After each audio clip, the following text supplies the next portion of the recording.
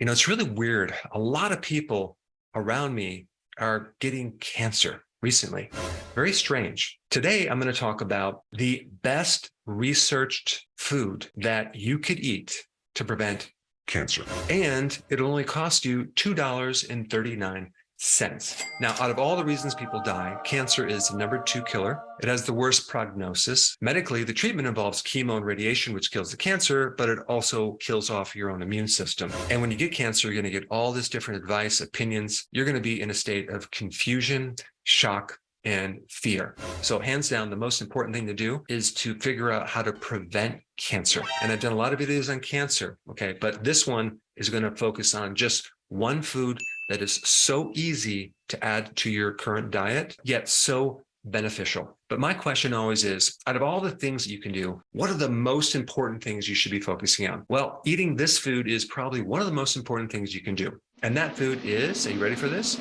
Broccoli sprouts. And the cool thing is you don't need much of it. Nope. So what is so special about a broccoli sprout, especially versus broccoli? There's a very specific chemical in broccoli that has a potent ability to kill cancer cells, and that is called sulforaphane. But it just so happens to be way more concentrated in broccoli sprouts than in adult broccoli. Whereas mature adult broccoli, okay, has about 44 milligrams per 100 grams of broccoli. With the same quantity of broccoli sprouts, you get over 1,000 milligrams. So broccoli sprouts can literally give you 50 times more of this sulforaphane. What does the sulforaphane do to your cancer cells? Well, it causes the cancer cell to commit suicide, okay? It's called apoptosis, which basically means your cells commit suicide. Now, I know what you're going to say next, because there are certain healthcare practitioners and doctors that will tell you broccoli sprouts and vegetables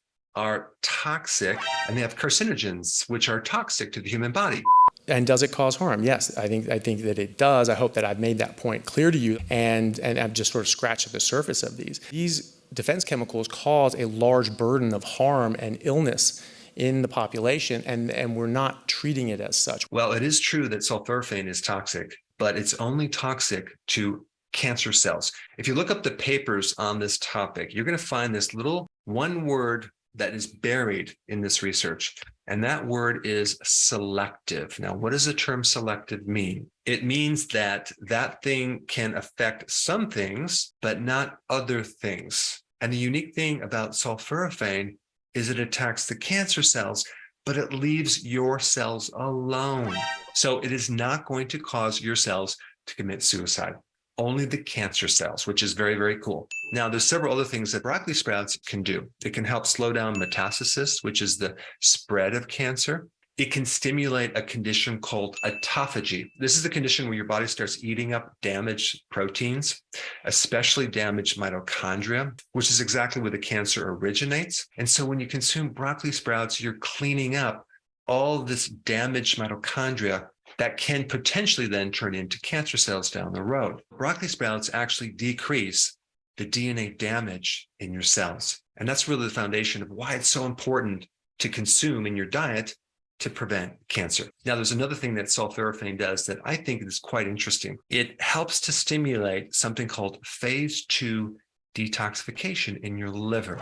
You see, when you're exposed to poisons, toxins, chemicals that are carcinogenic, your liver breaks them down into harmless particles. So it goes through phase 1 and phase 2. Phase 2 is all about connecting another molecule to this poison and making that poison water soluble so it can easily be eliminated through the kidneys and your bowels. So anything that increases that specific enzyme will greatly help you, because we're just lessening the ability of these poisons to turn into cancer. Now, sulforaphane has a lot of other effects epigenetically, which is a term describing actions you can do to control your genes. So let's say, for example, you have certain weaknesses within your genes that you're more susceptible to getting cancer. And sulforaphane is one of the most potent molecules to help you with that. And then there's another hormetic effect. Now, what does hormetic mean? Well, that's a term describing a certain stress that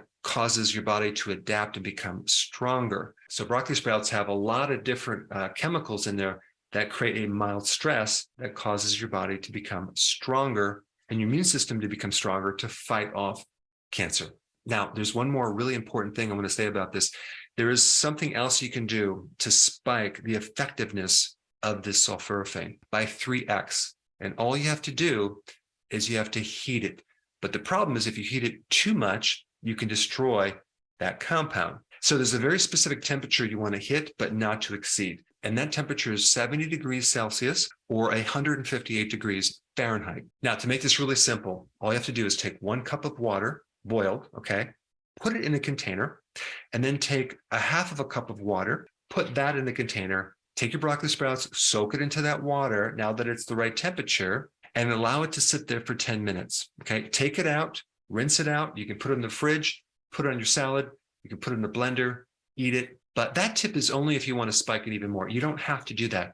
You can just make it easy and just eat regular broccoli sprouts. I mean, this is such a no-brainer. You're going to the grocery store anyway, right? You're buying certain things. It's sitting there right on the shelf. It's a little bit more than $2. You get a couple packages, keep it in your fridge. You just add this to your salad several times a week. It's so simple, but so powerful. That is just one tip, but a very important tip. There's many other things to do, especially if you have cancer. And to get that information, you must watch this video right here. Hey, before you leave, I just wanted to give you a little quick history on some of the books that I wrote. This was one of the first books. It's called Dr. Berg Body Shapes. It was my attempt at writing about body types. What was very interesting about this book is I actually did all the images myself. Don't ask me why. They look actually not quite as professional as some of the images that I have in the new book. But anyway, this is my first attempt right here called Dr. Berg's Body Shape Diets. And then I wrote a book more extensive called The 7 Principles of Fat Burning. I don't even have a copy anymore, actually, because it's outdated. The next book, I put about 1,000 hours into this one right here called The New Body Type Guide. Major updates on the body types. I put a lot of energy into this. It has professional images, graphics, all sorts of things. Now, the problem with this book is it doesn't really describe what this is really about. Body types are only a small portion of what's in this book. And that's why I changed the name to the Healthy Keto Plan, okay? If you happen to have this book, you don't really need this book because there's some only very, very minor updates. But if you don't have this, you need to get this one right here. This book goes into every single detail that you would ever want to know about. It goes into the 7 principles of fat burning. It goes into hormones, the body types, the basic keto plan. It goes into intermittent fasting. I talk about the 10 fat burning triggers and blockers and fat burning strategies with a lot of details in every single chapter. I go into body issues that interfere with losing weight.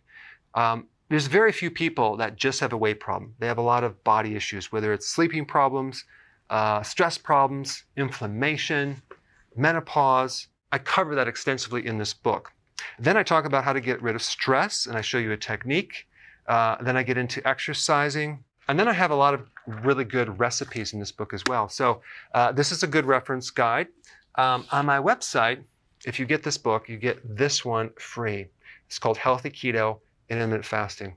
This is the shortcut, quick guide to this book. And the reason I created this book is to have you, within 45 minutes, learn how to do keto, okay, in intermittent fasting, exactly what you need to do.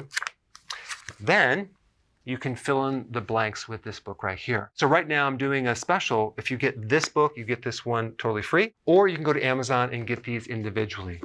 So I just want to clarify the difference between this book and this updated one right here. If you don't have this, you need to get this right here.